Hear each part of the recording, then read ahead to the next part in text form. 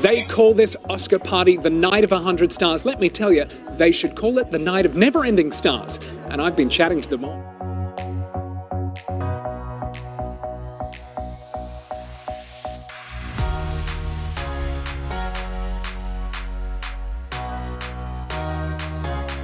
Hollywood's biggest night is just days away, and we'll be covering all the excitement live from the red carpet.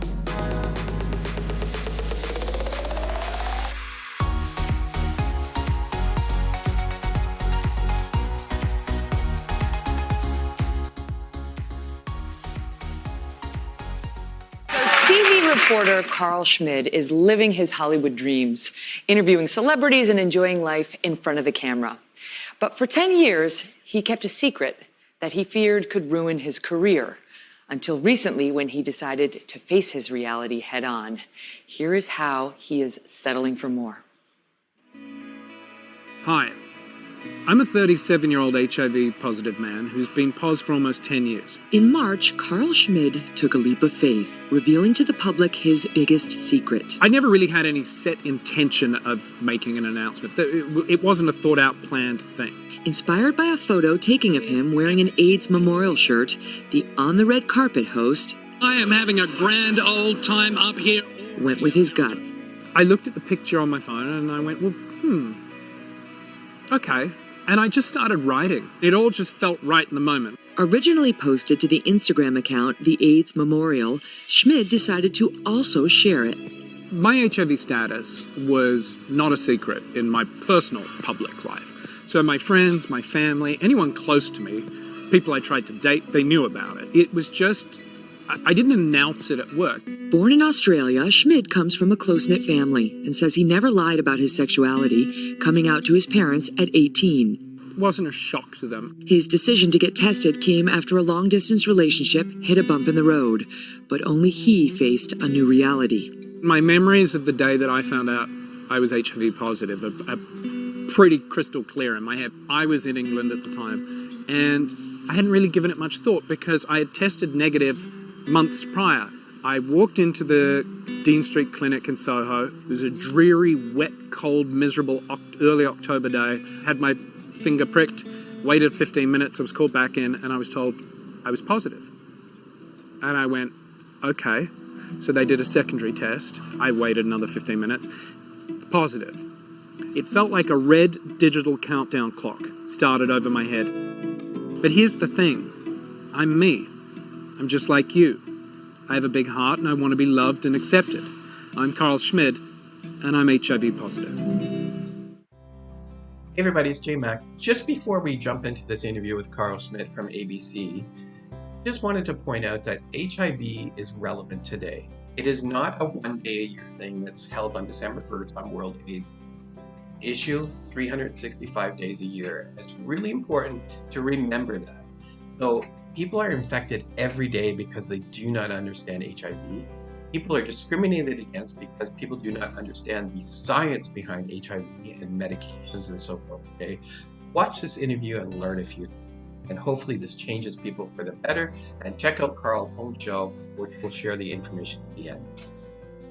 Hey everybody, it's J-Mac from Straight Talk. My pronouns are he and him. And I have the pleasure of talking to Karl Schmid all the way from Los Angeles. How are you, Karl? Hello, I'm good. I'm a little sweaty. You know, it's early in the morning here, but it's already going to be a very hot, sunny quarantine day where I stare out the window and look at the pool downstairs and know I'm not allowed anywhere near it.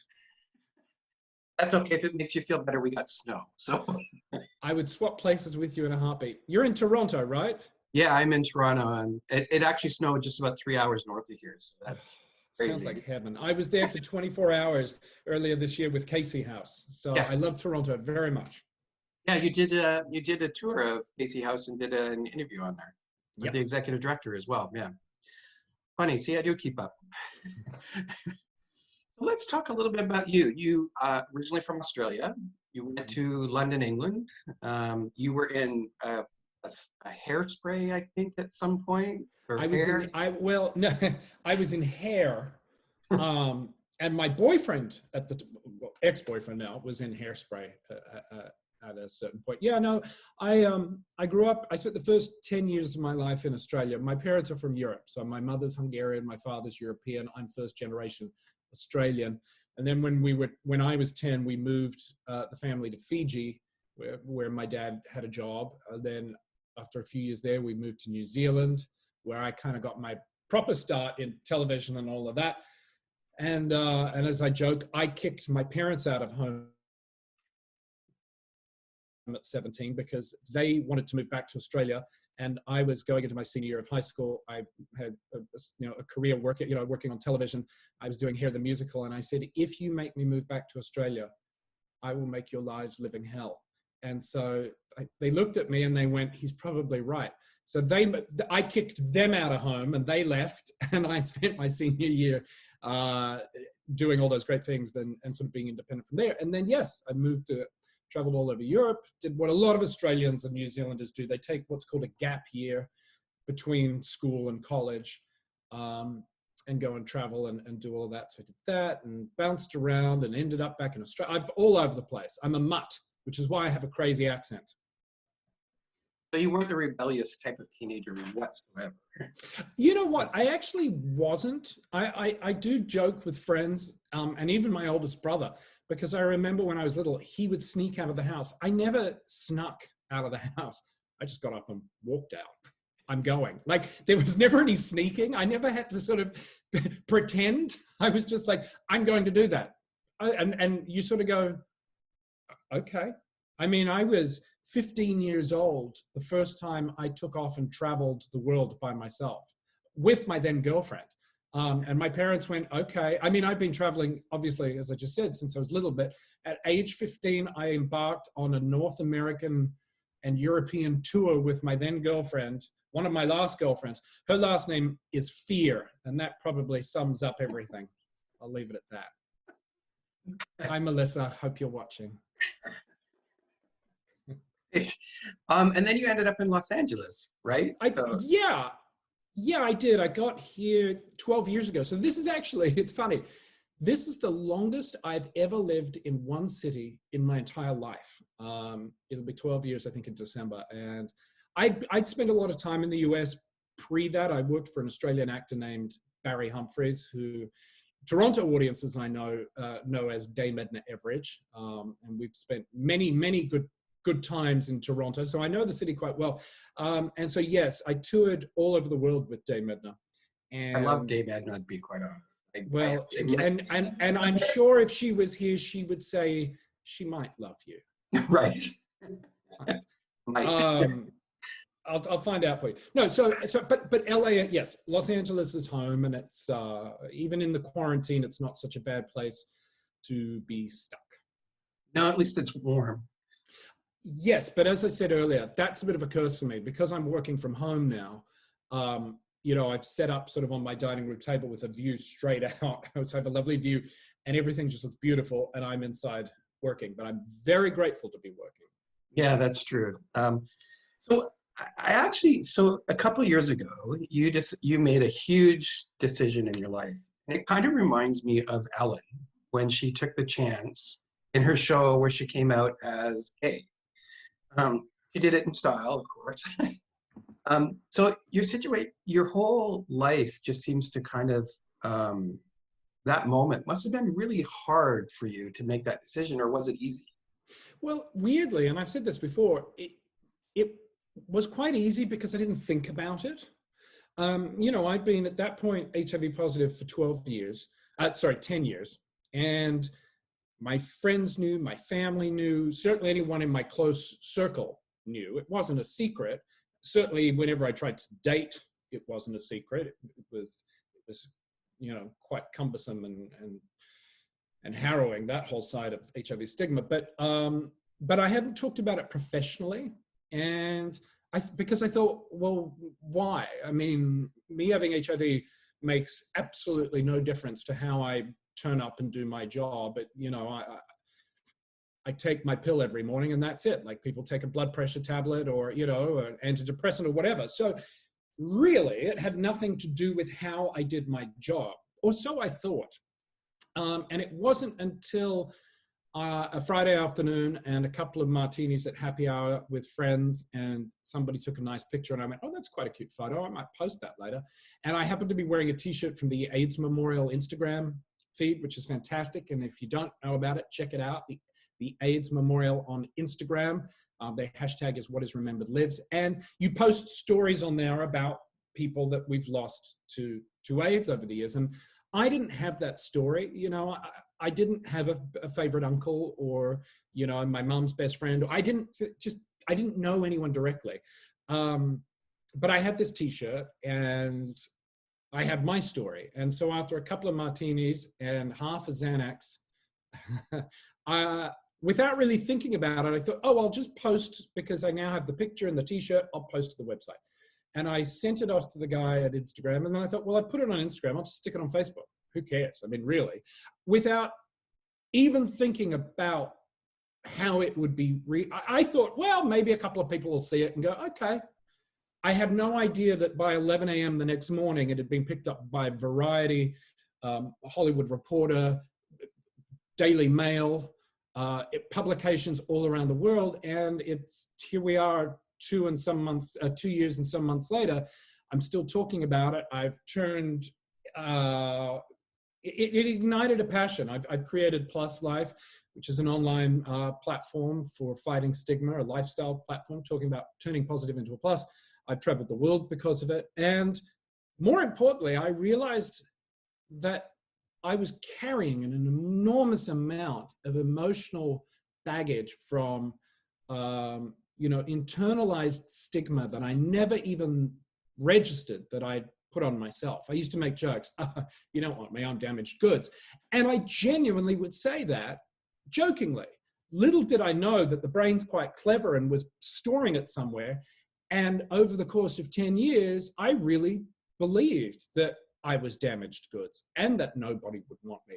And, let me tell you, that does a number on you. And here I am, as I said, 2 years and something months later, I'm still trying to untangle that mess that came from internalized stigma. Forget about the regular stigma that still exists about HIV. Wow, that's I was reading one of the articles where your boss actually said, this shouldn't even be a story. It's 2018. And you know what? In some respects, she was absolutely right. And I agreed with her. And I said, I completely agree with you. But it is somehow still a story. And, we've talked about it since. Here we are, 2 years later, it is still a story. I mean, it's interesting that we've had this whole thing in America recently with the FDA and the whole men who have sex with men blood donation ban. And, a couple of weeks ago, they went, well, we'll lift it now. It was, you couldn't donate blood. Then you could if you waited 12 months and didn't have sex, excuse me. And then they were like, oh, well, I'll tell you what, we'll make it 3 months. But you can't. And I'm like, huh? And now I think we're getting to a place, actually, there's been such an uproar about it, that I think we're going to see that totally go away, which it should, because let's be honest, anyone who donates blood, their blood is tested and screened for everything.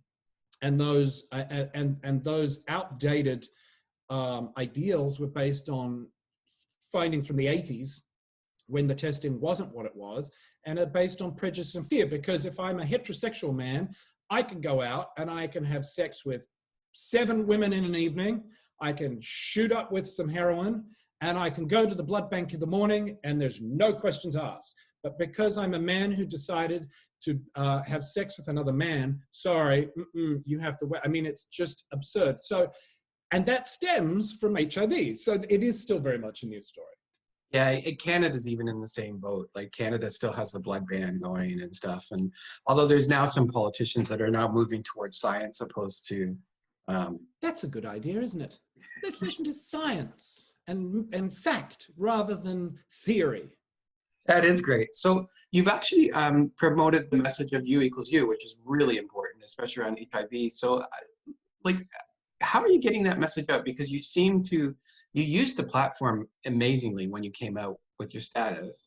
You've been all over the news. It even hit Canada because you were on one of the front and center kind of environments going, HIV positive reporter. And we're like, He's a reporter, Who? I've never heard of him.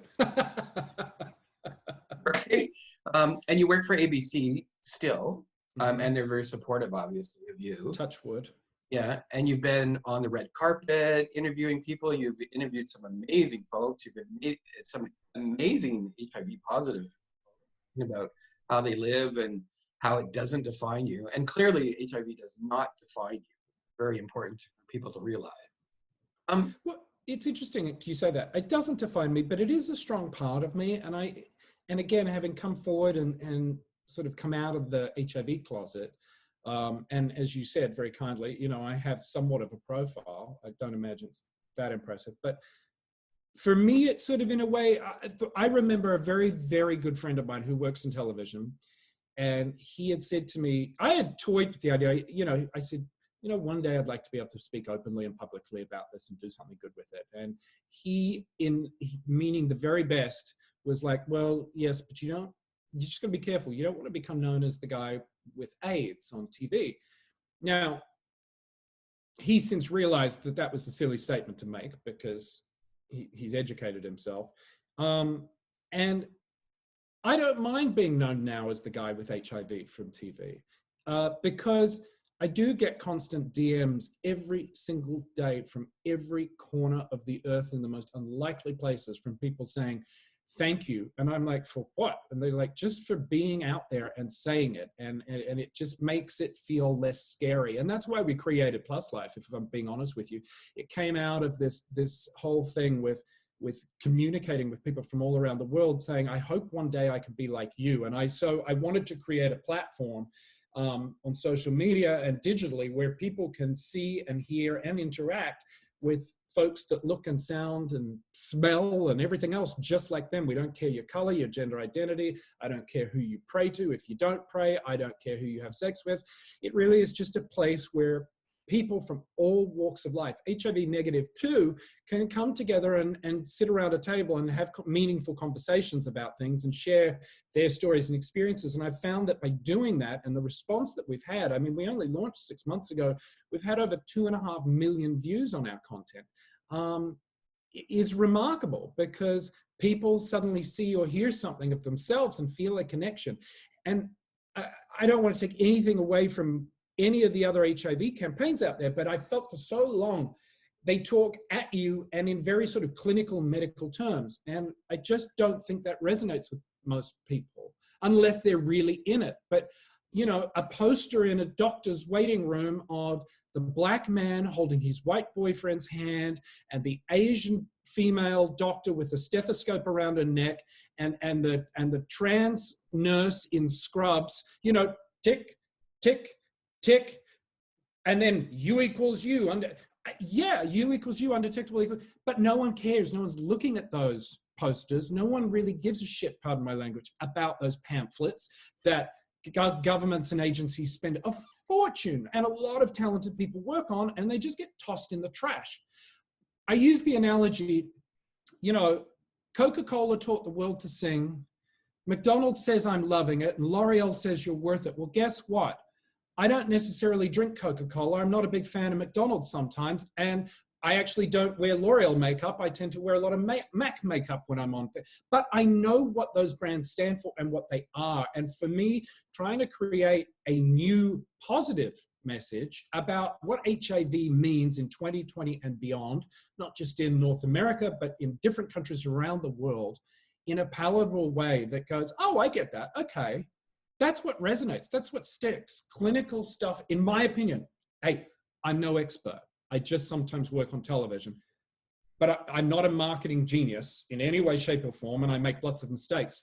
But I don't know. I just feel like if it's normal people having a chat in language that isn't medical science doctor talk, that's more, we get it. I don't know. I could be wrong. It could all go to shit in 2 months. Who knows? I actually agree with you, and I find that most of the campaigns target people already living with HIV. Well, that's true. And U equals U, what I love about U equals U and undetectable equals untransmittable is how simple it is, much like McDonald's, I'm loving it, or, you know, it's a very simple thing. The problem is that we're finding here in the States, and we're having a problem, I think in Canada it's a little better, but here in the US, it's still a message that is very hard to get out, and certainly to communities that need to hear it the most. And that is because, and you just have to look at the latest news headlines in this country. I'm sorry, I'm going to get in trouble for this. There's a lot of racist people in America. And so the divide in race and minority communities or smaller communities in this country is shocking to me, especially as someone who is an outsider from Australia. I grew up going to international schools. There is not a fiber of my being that can understand why somebody wouldn't like somebody because of their skin color or their religion or who they love. I've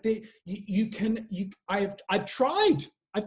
Now, listen, if it meant that I got 5, I just don't understand it. But in this country, unfortunately, this wonderful country of America, which has led the way so often, it's this, and you just need to see the horror that happened, that's been going on in the headlines here with racism. And so I come across quite often as, and I am, a white man of privilege. And Bruce Richmond, who created U equals U along with a great team of people, is also a gay white man. So there are a lot of people in this country who don't want to hear what a gay white man has to say, especially in communities of color where there's a lot of men who have sex with men who don't identify as gay, and et cetera, et cetera. So to get the message out, and that's another reason why on PlusLife, I love the diversity of the guests that we have on. And I hope and I pray that that sort of filters down into these communities, because the number one thing I keep hearing is you need to say U equals U in our language, in our voice. And I get that, and I respect that, because it is such a simple message, and it's a life-changing message. Undetectable equals untransmittable, based on science. You cannot pass on the virus if you're undetectable. Game changer. Women Isn't your relationship just proof of that? Sorry? I said, isn't your relationship just proof of that? My relationship? I thought you were dating somebody recently. You see what you just did there? Very slick reporting. See what he did there, viewers? He just slid it in. Sure. Well, that's what I mean. Not that I'm going to go down that road, because that's not fair to anybody, but I'm just saying you're living proof of this actually is true. It's true for not just me, but for everybody. Right. And it really is as straightforward as getting tested. If it's a positive result, get on treatment. If it's a negative result, you're a man who has sex with men, or a woman who has sex with men, who enjoys having condomless sex, get on PrEP. It works. Or use a condom. It's as simple as that. We, as Dr. Fauci, the hero that he is, especially now, has said personally to me multiple times, we have the tools to end the epidemic. We have them all right now. We have everything we need to stop HIV/AIDS, but we have what I call an even bigger killer out there, and that's called stigma. As I say, HIV doesn't have to kill. Stigma does, and it is. And it's a big, big problem. And again, like I don't understand racism because I just don't have that thing in my body that makes me dislike somebody because they're different to me. I don't understand why, if the science is there and the evidence is there, why people are still terrified. Well, I do understand, because we can all be a little bit ignorant, but there's no reason to be afraid of somebody like me. Not for my HIV. Plenty of other reasons to not like me. HIV isn't one of them. Karl, how do people find you? How do they find me? Yeah, so how do they find you online for your show and so forth? I was going to say, I don't know. You tell me. No. People can find me, they can follow PlusLife Media. We have a website, pluslifemedia.com, and we're also across all social platforms at PlusLife Media. And me, it's very simple, at Karl J. Schmid. And I'm sure you've got fancy graphics and chirons you can put up on that, because otherwise people will spell it with a C and put a T at the end of my name. It's not how you spell my name. I did learn that, yes. Karl, I want to thank you. I know you're extremely busy with everything going on there, and you're doing lots of reporting for sure. So I want to thank you for taking the time to sit down and chat with us this morning. And I look forward to talking to you again, and don't be shy when you come up to Canada, and we'll go out. I look forward to it, and thanks for giving me the time and the platform to talk about all of this. It's really important. And stay safe, my friends in the land of moose and beaver.